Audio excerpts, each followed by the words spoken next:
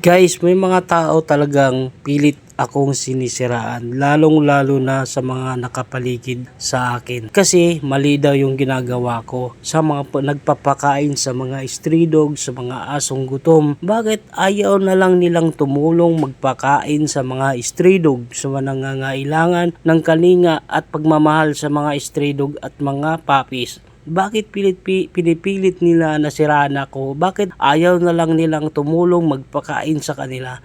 At bakit pinipilit nila siraan ako sa kapwa na nakapaligid sa akin? Alam mo yung bakit, guys? Kasi yun ang mga taong toxic sa buhay ko.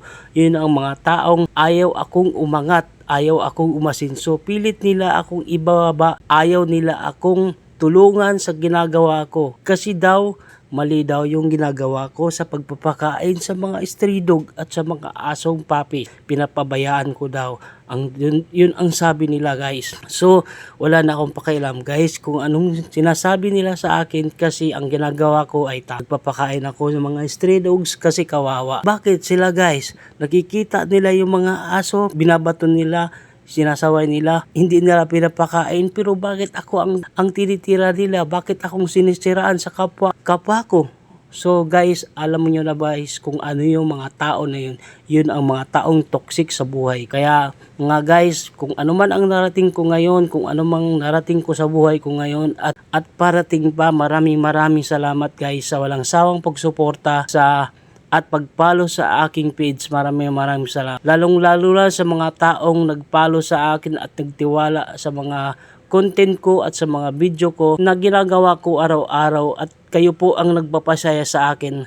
Ang ayaw ko lang guys, yung mga taong toxic na pilit kang sinisiraan sa ginagawa mo. Kasi guys, inggit sila sa buhay nila. Inggit sila sa sarili nila. Kasi bakit ayaw nilang gumawa ng content na yun? Bakit ayaw nila gumawa ng ganung strategy para din kumita sila, para din may extra income sila?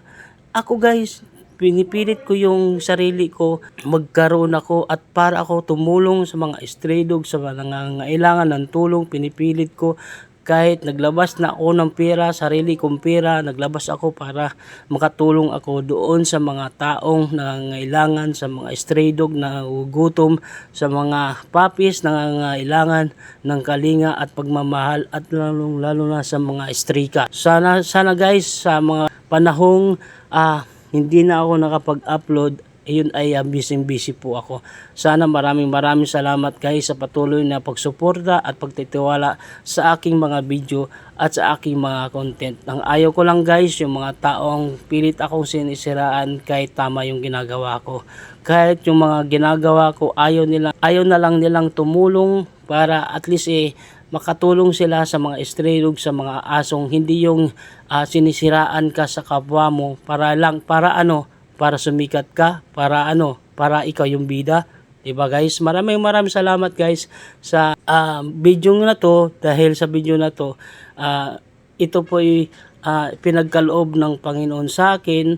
Naggagawa ako ng content para sa mga aso, sa mga stray dog na nangangailangan ng kalinga at pagmamahal sa pagkain, dahil sila po ay walang makakain. Minsan naghihingi na lang sa kapitbahay at saan man sila humihingi ng pagkain para maibsan yung gutom nila.